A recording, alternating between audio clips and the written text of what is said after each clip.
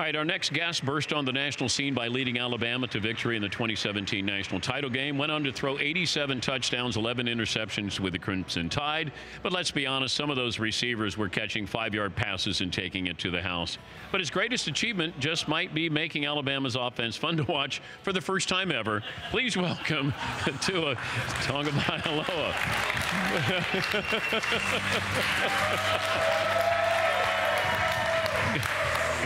Yeah. Just so you know, Tua, everybody gets roasted like that. That, you know, we're just having a little bit of fun. You made Alabama's offense entertaining for the first time ever. Appreciate it. That's good to see you. Good to see you, too. You look good. Thank you. You look good. Did you wanted to go to USC. You've told us about this. You loved Matt Leinart. Did you worry about the Alabama offense being kind of boring? Not really. You know, I think what kind of went into that deciding factor was my father. You know, we took a visit out there. We really only took about 3 visits, you know, and that was to USC, UCLA, and then Alabama.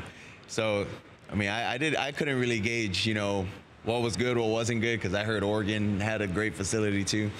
So, how did you pass up on USC if Matt Leinart is your idol? Yeah, that's a great question. I think that's one for my dad, not for me. So my dad is kind of the reason as to why I don't want to put Dad on the spot here, but yeah, I was wondering about that. That you loved Leinart, USC, you had an opportunity to go there, and then you end up at Alabama.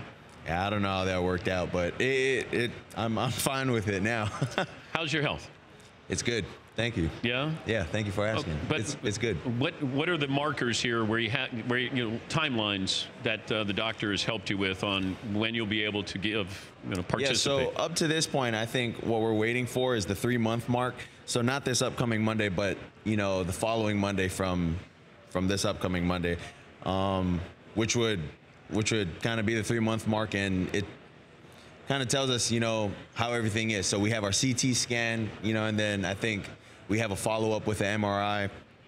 And, you know, depending on how well all of those things are, you know, it determines on whether we, you know, can go ahead and do training or gradually work, you know, into, you know, the pro day and whatnot. But, you know, as far as, you know, a health standpoint, I mean, I'm on pace to a full recovery, so it's really good. How much do you know about the hip now? I mean, I know a pretty good amount now.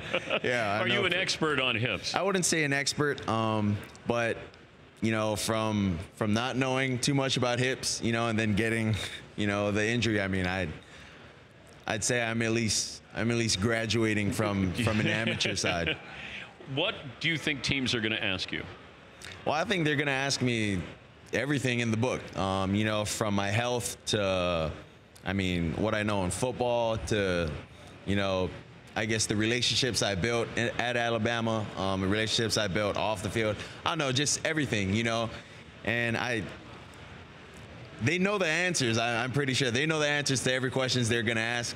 But, I mean, it could vary, I think. But do you look at, did you know how serious that injury was as soon as it happened? I didn't. I really didn't. What did it feel like? Well, I couldn't really comprehend everything because I think my body was so in shock. Yeah. You know, when I got to Birmingham, and I was in the hospital bed, that's kind of when, you know, I could kind of evaluate, you know, everything and kind of realize that, you know, this is very serious. That's when I, you know, found out from the doctors that I wouldn't be able to finish out the season with my teammates. You know, and that was hard. That was hard, you know, because we worked so hard. You know, we came off a loss the previous year, you know, with our national championship game, and now we were hoping to win one this past year, but we came up short. So, should you be the #1 quarterback drafted? You know, that's a good question. I think that's for everyone else to decide. But I don't think that's for me. Do you feel like you're the best quarterback? Honestly, it's hard for me to talk about myself, you know, so. I know you're a humble guy, but you have to be confident at this next level. For sure. And I think confidence comes in different ways, you know, and my confidence isn't with me telling everyone how good I am. Okay. It's just if you give me that opportunity, I'm going to go out there and, you know, hopefully put our team in the best position to become successful. Who do you admire? Who do you look at and say, Yeah, I'd say I admire guys like Drew Brees and Russell Wilson. You know, I kept in contact with them, you know, throughout this previous season. But, you know, I look up to guys like that, not because of what they do on the field, but because of who they are off the field. You know, they're guys that the younger generation can emulate. They're guys that I can emulate. You know, just the way they walk, the way they talk, the way they hold themselves. I mean, they hold themselves to a high standard, but at the same time, they're so gracious when it comes to, you know, talking to other people or, you know, just going about doing things. So those are the guys that I kind of look up to. An NFL scout said that if you go to the combine, you won't be able to throw at the combine, more than likely, right? Yeah, that's correct. Okay. He said that we want to get his medicals, we want to get him on a whiteboard and have him design, you know, plays. Yeah. And then we want to talk to him. So that, you know, that's why they said, you know, going to the combine, even if he doesn't work out, we want to know who he is. We also want to know how he could diagram a play if we throw something up there. Are you ready for that, the whole whiteboard thing? Yeah, I'd say I'm ready. I think that's what we've been given, you know, while we were at Alabama. You know, get up on the whiteboard, draw out plays. Well, wait. How would Coach do that? Like Coach Sark? Yeah. So usually at the end of our kind of film session, you know, when we have, like, let's say 20 minutes, 30 minutes, okay, guys, get on the board. So it'd be the starter, the second starter, and then the third starter. So this past year, it was me, it was Mac, and then it was my little brother. I mean, he'd give us a play. We'd write out the name of the play. We'd write out the formation. I mean, draw where everyone goes. And then, you know, the protection, you know, okay, so if this guy comes, what are you doing? You know, okay, we'd flip the protection. So we'd send the protection this way. Okay, this guy comes down on this coverage. You know, where are you going? Or we're going here. So, I mean, you know, I'd say those guys there at the university have prepared us, you know, for something like this. Okay, are you a good big brother? Well, I'm a fair big brother, I'd say. Fair? Fair big brother. Are you tough on your brother? I'm tough. I'm very tough on him. Yes, sir. Are you like Peyton is to Eli, where you kind of rough him up or haze him a little bit there, make fun of him? Nah, I'm not more so of the, you know, make fun, but, you know, I just don't want to be one of, you know, those brothers where, okay, I'm going to tell you what you want to hear, you know, I'm going to tell you, you know, the things you want to hear, but not tell you the things you don't want to hear. You know, I think when you continue to tell your little brothers, like, oh, you're doing good, you know, you're doing good, when really they're not, it kind of sets them up for failure. It kind of cripples them, because in their mind, they're thinking what they're doing is right when really it isn't. And so I think the biggest thing for my brother, when everyone asks me, you know, if he's going to be the starter, I mean, he's going to have to work just like everyone else, you know, in that organization. He's going to have to compete, and he's going to have to earn the job. So that's just how it's going to be, you know, that level, the next level, and then life after football. So he's Tua Tagovailoa, the former Alabama quarterback, joining us on behalf of Auto Trader. All right, let me see how you do as a spokesperson. Pardon me? Let me see how you do as a spokesperson here. What do you want? Oh, yeah. Well, so I'm here on behalf of Auto Trader, you know, and coming from Hawaii to Alabama, I mean, or just being in college, you know, one of the first things I'd say, you know, you need is transportation, you know, to get from point A to point B. And so what me and my family did was we went on Auto Trader, and Auto Trader helped us, I mean, you know, with car shopping, and it made it that much easier. What kind of car you got? I have a Jeep right now.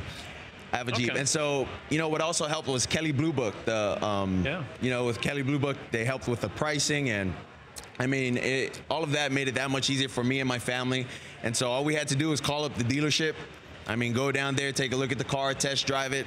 You know, and with the help of my grandparents as well, you know, I was able to get my first car. So, you know, thanks to Auto Trader and Kelley Blue Book. I know that you wear your faith, well, on your body. You got a cross on your wrist there. Did you ever question your faith when you got hurt? I actually didn't question my faith, you know, after I got hurt with the hip injury. You know, I'd say for me, I think my injury touched more lives than me playing on the field. I say that because my injury kind of showed my faith in a bigger sense than me playing on the field. You know, my playing, everyone, you know, that has been fans of Alabama football or fans of us, you know, it just gives them a good feeling. You know, when we score, when we win, you but to the people who actually go through injuries as well, and to see how, I kind of handled it and went about it, I'd say we got a lot more feedback, as far as, faith-based people, with how I went about doing it with my rehab, with how I don't know, did it while I was injured. You're such a humble guy, and when you were on the last time, we couldn't help but hear Russell Wilson in you. So like confident but humble. Are you cocky in the huddle? Like if I'm on the field with you and we're in the huddle, like are you a different personality? I mean, I'd say I'm the same. I'm the same. Really? I'd say on the sideline, like we love to have fun, but if we're kind of in the situation where we're losing, then like that's when kind of step up and say, all right, guys, now's not the time to start laughing. Like, Are you going to have a favorite Saban story that you're allowed to tell to your grandkids, or can you tell it now? Like you just say a favorite Saban story? Yeah.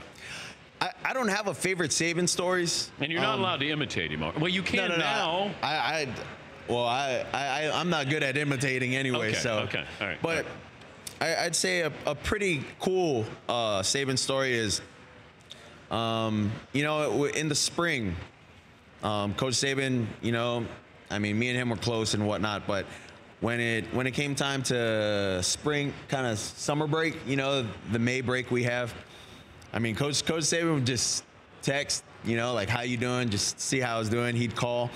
And something that was pretty funny was Coach Saban called, and I answered, and I was like, what's up, Coach? He was like, hey, what's up, buddy? How's everything?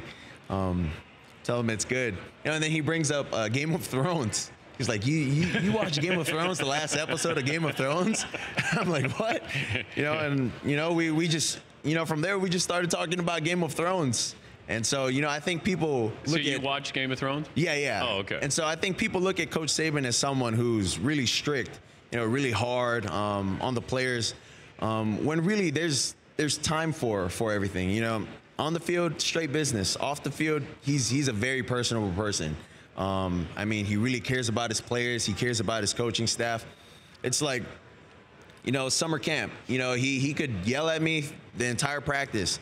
Then once practice is over, like, he's like joking with you, and everyone's laughing, and you're confused because 2 minutes ago he was just yelling at you. Well, Josh Jacobs was telling us that story about what did he dropped D's nuts. Right? Did he? He's done that before to you.